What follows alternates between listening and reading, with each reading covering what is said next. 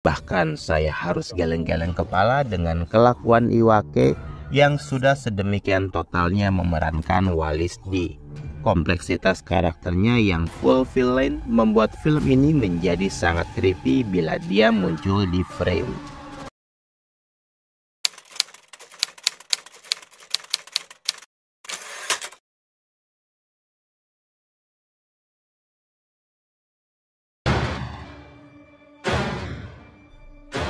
Salam sinema, sahabat sinemalogi.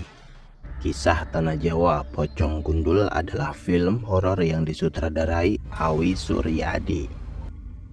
Film ini dibintangi Deva Mahendra, Della Dartian, Iwake, Naila D. Purnama, Priti Moti, dan lain-lain.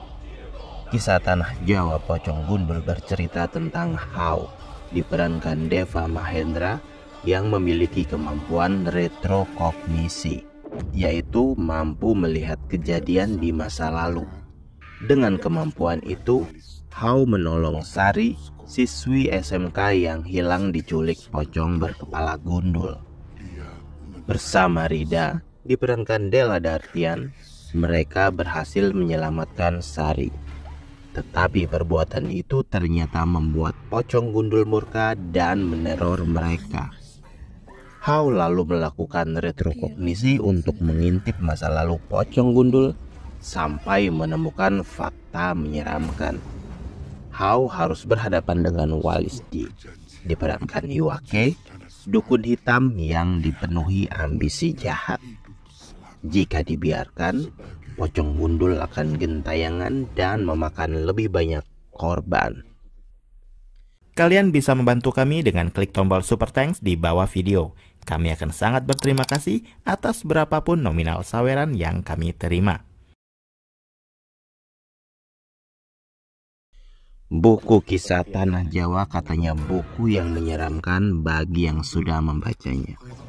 Bahkan ada yang sampai mengalami pengalaman mistik.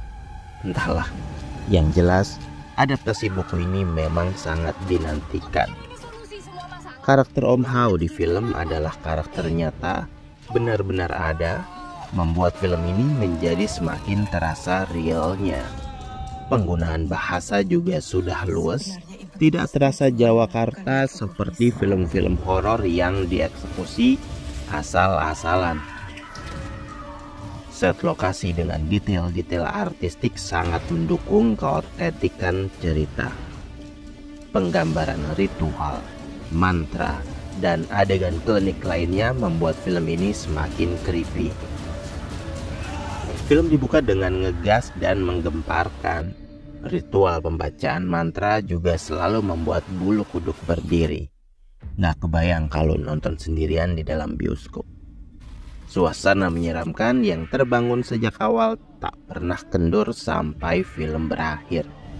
Pergerakan kamera yang sering panning perlahan ke kanan atau ke kiri sangat efektif membangun ketegangan sehingga jump scare yang muncul terasa efektif. Sangat membuat sport jantung. Deva Mahendra cocok memerankan sosok Om Hao yang kalem, walau mungkin secara postur tubuh masih kurang gede lagi. Tapi setidaknya dari pendalaman karakter, Deva Mahendra menguasai materi. Kemampuan ngomong Jawa pun tidak kaku. Begitu juga dengan Della Dartian yang berhasil mencuri perhatian di setiap kemunculannya di film ini. Dia berhasil membangun chemistry yang pas dengan karakter Om Hao. Della Dartian juga berhasil membawakan karakter Rida dengan lepas. Bahasa Jawanya juga medok kental. Pokoknya pemakaian bahasa di sepanjang film tidak terlihat aneh. Semua pemain di film ini menunjukkan performa bagus. Semua pemain berhasil membawakan karakternya dengan apik. Bahkan saya harus geleng-geleng kepala dengan kelakuan Iwake yang sudah sedemikian totalnya memerankan Wallace D. Kompleksitas karakternya yang full villain membuat film ini menjadi sangat creepy bila dia muncul di frame. Diamnya, rapal-rapal mantranya, dan segala jenis ekspresi yang muncul di wajahnya membuat film ini menjadi magis sekaligus mengancam. Saya mulai menjadi fans fanatiknya sejak dia memainkan peran Leong di film Sayap-Sayap Patah. Sepertinya dia tidak pernah main-main dengan setiap karakter yang dimainkan. Kekuatan naskah menjadi salah satu elemen penting film ini. Duo penulis Agasha Karim dan Khalid Khashoggi atau yang biasa dipanggil Aga Ogi ini makin lama makin moncer untuk urusan cerita film horor. Masih dalam ingatan, film Sewu Dino dan Waktu Maghrib, serta serial Teluh Darah yang pernah mereka tulis. Naskah film Pocong Gundul ini juga terlihat matang, walau terkadang beberapa bagian mengingatkan pada kisah Ed and Lorraine Warren. Misal adegan memberi materi di kampus, klien-klien yang muncul dan semacamnya. Tapi saya kira ini sudah menjadi standar pekerjaan di ranah tersebut. Gambar-gambar film ini juga ciamik, berhasil menciptakan rangkaian peristiwa yang agak-agak mengganggu pikiran. Meski begitu, ada beberapa kali efek visual yang kurang smooth dan kurang enak dilihat. Satu lagi hal kecil yang selalu bikin gemes yaitu saya selalu heran dengan adegan menggali kubur. Karena mereka-mereka yang tidak memiliki skill menggali kubur sama sekali, tapi bisa menggali kubur dengan ukuran persegi yang sempurna. Mungkin tukang gali kubur di kampung saya bakal minder melihat ini. Hal remeh tapi saya selalu ketawa sedikit setiap melihat adegan semacam ini.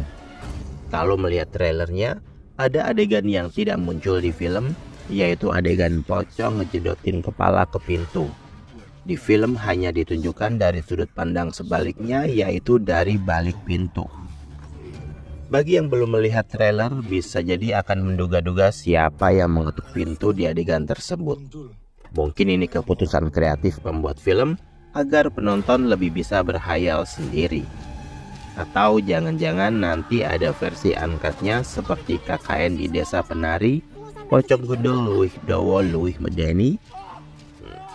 Pada akhirnya, kisah Tanah Jawa Pocong Gundul akan membuka gerbang kisah Tanah Jawa Universe dan bakal mengulik lanjutan dari kisah petualangan Om Hao berikutnya.